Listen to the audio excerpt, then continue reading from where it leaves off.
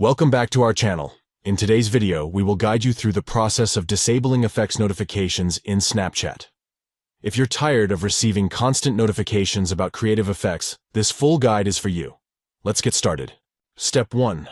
Open the Snapchat app on your device. Look for the yellow icon with a white ghost and tap on it to launch the app. Step 2.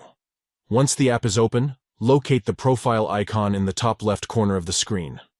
It looks like a silhouette of a person. Tap on it to access your profile settings. Step 3. In your profile settings, you'll find the gear icon in the top right corner of the screen. Tap on it to access your Snapchat settings. Step 4.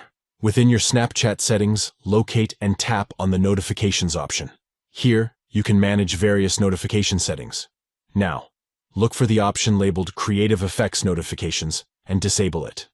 This will prevent any notifications related to creative effects from appearing on your device. By following these simple steps, you can easily disable effects notifications in Snapchat and enjoy a more streamlined experience without unnecessary interruptions.